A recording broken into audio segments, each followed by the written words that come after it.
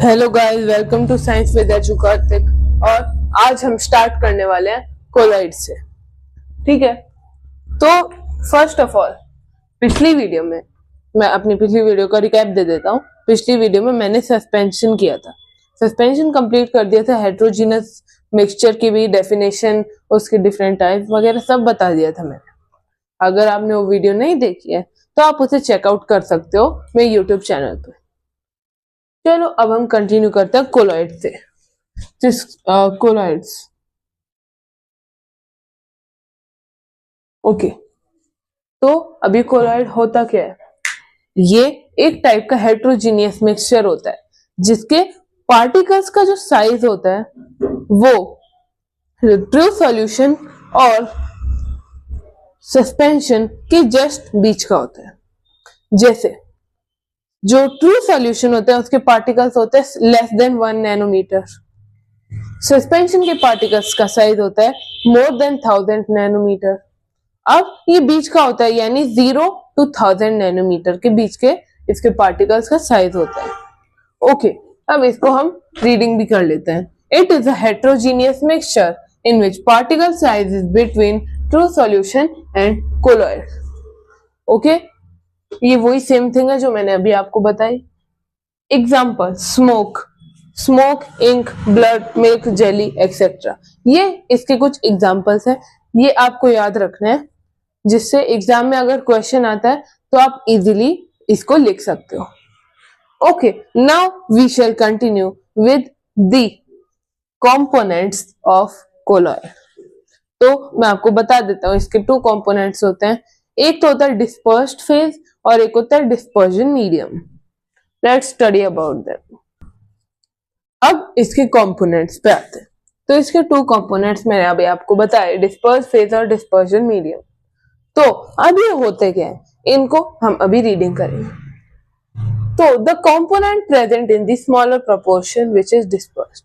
अब किसी भी कोलॉइड के अंदर जो स्मॉलर प्रोपोर्शन में प्रेजेंट होता है जो भी कंपोनेंट, उसे हम डिस्पर्स फेज कहते हैं। और the component present in larger proportion in which disperse phase is distributed, यानी जो लार्जर प्रोपोर्शन में प्रेजेंट होता है उसे हम कहते हैं डिस्पर्जन मीडियम। और इसका एक और फैक्ट है कि इसके अंदर डिस्पर्स्ड फेज होता है, यानी ये हो गया सॉल्यूट, ये हो गया सॉल्वेंट। तो हमें पता है सॉल्वेंट के अंदर सॉल्यूट मिक्स्ड होता है, उसी तरीके से जो डिस्पर्स्ड फेज होता है वो डिस्पर्जन मीडियम के अंदर डिस्ट्रीब्यूटेड होता है टोटली। अब इसकी कुछ और टाइप्स है, मैं आपको बताता हूँ। वो टाइप्स हैं, जो टाइप्स वो हम अभी रीड करेंगे। ओके, रीड करेंगे, कुछ एग्जांपल्स भी देखेंगे उनके। आ जाओ, लेट्स कंटिन्यू। टोटल 8 टाइप्स होते हैं। अब हम नेक्स्ट पे आते हैं, कोलॉइड के टाइप्स पे। ओके, तो कोलॉइड्स होते हैं वो टोटल 8 टाइप्स के होते हैं। Solid, solid, solid, liquid, liquid, liquid, gas, gas, और तीसरा गैस नहीं होता। ओके, तो यहाँ पे डिस्पर्स्ड फेज तो solid, solid, solid, liquid, liquid, liquid और गैस, गैस लिख दिया। अब यहाँ पे डिस्पर्जन मीडियम में लिखूंगा। ओके, उसके बाद हम ये टाइप और एग्जांपल देखेंगे। तो यहाँ पे आएगा सॉलिड। तो जब सॉलिड डिस्पर्स्ड फेज और सॉलिड डिस्पर्जन मीडियम होता है तो जो टाइप फॉर्म होता है उसे हम कहते हैं सॉलिड सोल। अब इसका एग्जांपल है कलर्ड जेमस्टोन। आपने देखे भी होंगे, वो कलर्ड होते हैं ना, जो जैसे हम कोई भी इतने छोटे छोटे वो आते हैं पॉट्स उसके कांच के, जिसके डेकोरेटिव आइटम्स के लिए। फॉर एग्जांपल आपने देखी भी होंगे, इतने इतने पॉट्स में बैम्बूज आते हैं, बैम्बूज के साथ नीचे छोटे छोटे कलरफुल स्टोन्स होते हैं, उन्हें हम कलर्ड जेमस्टोन बोलते हैं। और भी अलग अलग होते हैं कलर्ड जेमस्टोन। अब सॉलिड, और यहाँ पे आ जाएगा लिक्विड।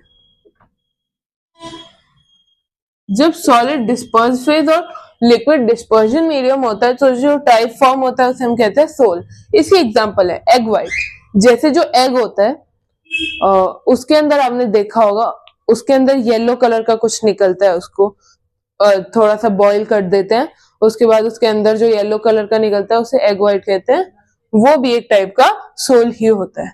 मडी वाटर, जो मडी वाटर होता है वो भी एक सोल होता है, और साथ में हमारा जो ब्लड होता है, हमारी बॉडी के अंदर जो ब्लड होता है वो भी एक टाइप का सोल ही होता है।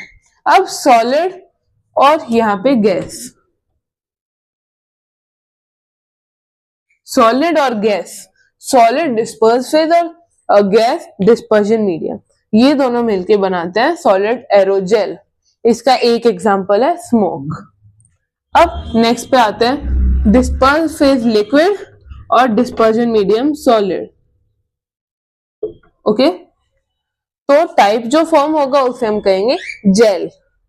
जेल वो हेयर जेल, ओके। और जेली, जेली आपने देखी होगी, वो भी एक टाइप की वो ना लिक्विड होती है ना सॉलिड होती है, दोनों की मिक्स टाइप की होती है। सॉलिड होती है और लिक्विड जैसी फ्लफी फ्लफी सी होती है, शेप भी बदल लेती है। अब चीज देख लो, चीज भी एक टाइप की जेली होती है, जेल जेल ही होती है। अब जो बटर होता है वो भी एक टाइप का जेल ही है, ओके। अब लिक्विड और liquid, liquid plus liquid, liquid disperse phase और लिक्विड ही डिस्पर्जन मीडियम। तो जो फॉर्म होता है उसे हम बोलते हैं इमल्शन, ठीक है। अब जो इमल्शन होता है इसके वो है टू एग्जांपल्स, एक तो मिल्क और एक फेस क्रीम। मिल्क आपने देखा होगा, और फेस क्रीम जो हम फेस पे लगाते हैं क्रीम, वो भी एक इमल्शन का एग्जांपल है। लिक्विड और लिक्विड ये सबसे मेन है, ये आपको याद रखना है, और सारे भी याद रखने ही है पर फिर भी ये सबसे ज्यादा इंपॉर्टेंट है। अब liquid plus gas, okay, liquid और गैस मिलके बनाते हैं एरोसोल, ये भी याद रखना है, ये भी इंपॉर्टेंट है। एरोसोल, इसके एग्जांपल्स है fog, clouds, spray and etcetera, okay. Gas के साथ आएगा सॉलिड,